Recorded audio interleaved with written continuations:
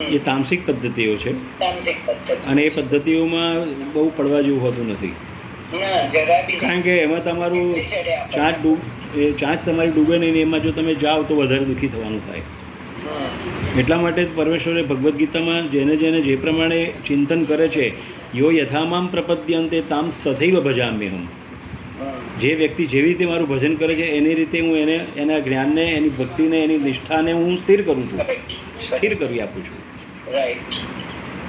એટલે પેલા લોકો એ રીતે ચાલી રહ્યા છો તો કે ભલે તો એ રીતે એમનું પૂજન કરતા, અર્ચન કરતા, હમ. મારે એની કંઈ સાથે લેવા દેવા નથી. હમ. એની નિષ્ઠા ભલે અમારે. હમ. કરેક્ટ. એ લોકો બધા થોડું બ્લેક મેજિક બી કરે. હા, સમદર્શી હે નામ તિહારો. ભગવાને કેમ કહ્યું સમદર્શી? જો તમને ફક્ત તમને પોતાના જ રાખી મૂકે અને બીજાને જો એ અથવા એના ઉપર દ્વેષ કરે અથવા તો એનું ચિંતન એનું સારું ન કરે તો ભગવાન પણ સમદર્શી ન કહેવાય. હમ. તો સમદર્શી તો તે જ છે કે જે પોતે પોતાના જે રીતે ઉપાસના કરવા માગે છે એ ઉપાસનામાં એની દ્રઢ શ્રદ્ધા સ્થિર કરવી એ પરમેશ્વરનું કાર્ય છે. કરેક્ટ. પછી તમે ખોટા માર્ગે છો તો એને કંઈ જરૂર નથી. એ તો પછી એમ કહ્યું છે કે બુદ્ધિ ભ્રષ્ટતા એનો નાશ થવાનો જ છે. હમ. બુદ્ધિનાશાત પ્રણશ્યતિ. હમ. કરેક્ટ. તો ભગવદ્ ગીતા પોતાની રીતે જે વસ્તુ રજૂ કરે છે, વાત રજૂ કરે છે, એને સાંખ્ય અને યોગ સાથે પણ મિલન કરે. સંન્યાસસ્તુ મહાબાહુ સપશ્યતિ એવ પશ્યતિ. આમ જોઈ રહેવું અલગ વસ્તુ છે અને એ જોયા પછી ચિંતન મનન કરીને એ શબ્દને અંદર લઈ જવો ચિત્તમાં અને એને અનુકરણ કરવાનો પ્રયત્ન કરવો એ વસ્તુ સાચી કહેવાય.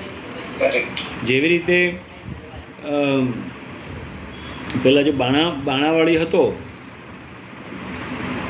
દ્રોણગુરુને કહ્યું કે મને તમે આપો. તને કહ્યું ના, તું તો રાજકુમાર નથી એટલે તને હું જ્ઞાન ન આપું. એકલવ્ય શું કર્યું પછી? એકલવ્ય તો મૂર્તિ બનાવીને બેસી ગયો અને ચૂપચાપ સાંભળતો હતો ને, પણ ધ્યાન એનું ગુરુજીની વાણી ઉપર હતું.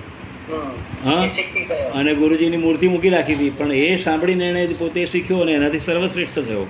તો અર્જુન માટે ગુરુજીને એમ થયું કે આ તો અર્જુન કરતાં પણ આગળ વધી ગયો. તો ગુરુજી દક્ષિણામાં અંગૂઠો માગી લીધો. કારણ કે એ વખતે એવી પદ્ધતિ હતી કે રાજા રાજકુમારો માટેનું જે નોલેજ જ્ઞાન હોય એ બીજા ના લઈ શકે. તો પણ એણે કહ્યું કે ભલે તો લઈ લો.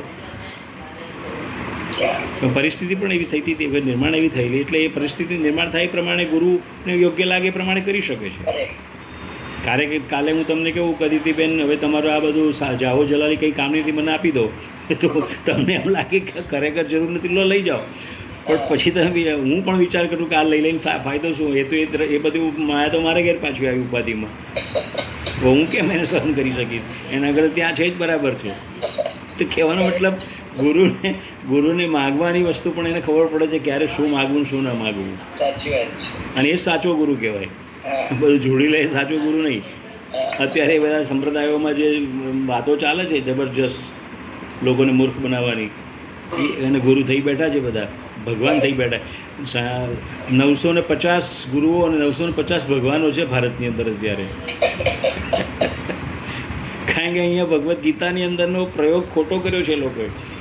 ભગવાને એમ કહ્યું યદા યદા હિ ધર્મસ્ય ગ્લાનિર્ભવતિ ભારત, તો પછી એ લોકો એ શ્લોકોનો ઉપયોગ એવો કરે છે કે જો ભગવાને કહ્યું હતું કે હું પ્રગટ થાઉં છું, હું પ્રગટ થઈ ગયો છું, હું સર્વોપરી છું, હું અત્યારે સર્વોપરી છું, તમારે હું કહું એ જ કરવાનું, બીજા કોઈનું માનવાનું નહીં.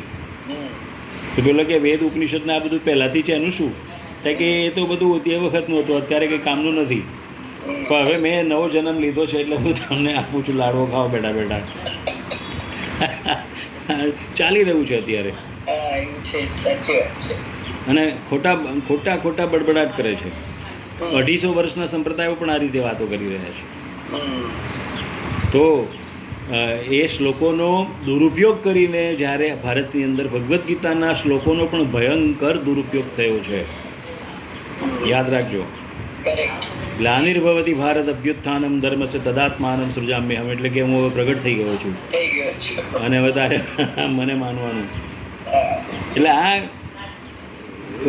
અહીંયા આપણે શીખવાનું છે કે ધૂર્ત લોકોથી અને પોતાનું પેટ ભરવાની ઉદરપૂર્તિ માટે પ્રયત્ન કરવાવાળા લોકોથી જાગૃત થવાની જરૂર છે. એ સમય અત્યારે આવી ગયો છે. Correct correct. હા, અને એ જે જાગૃત રહે એ જીવન શાંતિ પ્રાપ્ત કરી શકે. આ પેલા જગતગુરુ કોઈ નીકળ્યા છે ને હમણાં, પેલા 2-3 જણા નીકળ્યા છે નવા નવા.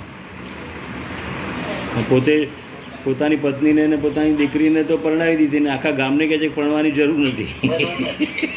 એવું શિખામણો આપે છે. એટલે પણ એ તો બહુ મોટી વાત કરે છે. તું અત્યારે તું તો તારા ઘરમાં તો પ્રયત્ન કર એ રીતે. એક તો જવા દો, આપણા લોકો પણ કેટલા અંધશ્રદ્ધાળુ છે કે જેવા રામ રહીમ જેવા પણ અંડાની જેમ પછવાડે પડ્યા છે કે આશારામ બાપુ હવે તો જેલમાં છે. કેવું? હા, એટલે કઈ અંધશ્રદ્ધાથી લોકો માને છે આ ગુરુઓમાં એ સમજ નથી પડતી હોય. મને તો ઘણા કહે છે કે તમારે સંન્યાસ થઈ જવાની જરૂર છે. મેં કહું હું તો સંન્યાસી છું જ, તું મને સંન્યાસી ના કહે. મેં કહું નિષ્કામ કર્મ યોગ કરું છું. મેં તો મારા શિષ્યોને વિદ્યાર્થીઓને કહ્યું હતું કે તમારે જે ખુશીથી આપવું એ આપજો, પણ એ લોકો બિચારા એવા બિઝનેસમાં અને એવી દુનિયામાં જીવે છે એટલે કે નહીં તમારું શું થશે કહો, પહેલાં એડવાન્સમાં કહો એમ કહે છે. એટલે હું કહું વાર તારે આપજો ને તમે મને જે આપો છો એ તો આમ એક ક્ષણ કહેવાય, અને આપો છો વધુમાં વધુ પણ કહી શકાય. જો વ્યવહારની દ્રષ્ટિ ગણો તો ઘણું કહેવાય, અને હું મારી રીતે માગું તો એ કાંઈ નથી એમ કહી શકું. આજે જ્ઞાન પ્રાપ્ત થયું છે એના લેવલમાં તો કાંઈ જ નથી. એક નાનકડો પેલો કારીગર તમારા ઘરમાં આવીને ઇલેક્ટ્રિકનું કામ કરી જાય ને એમ કે 500 હો ગયા અને ઇધર એમ એવો ગયા ને તેવો ગયા તો કલાકમાં 2,000 5,000 લઈને જતો રહે.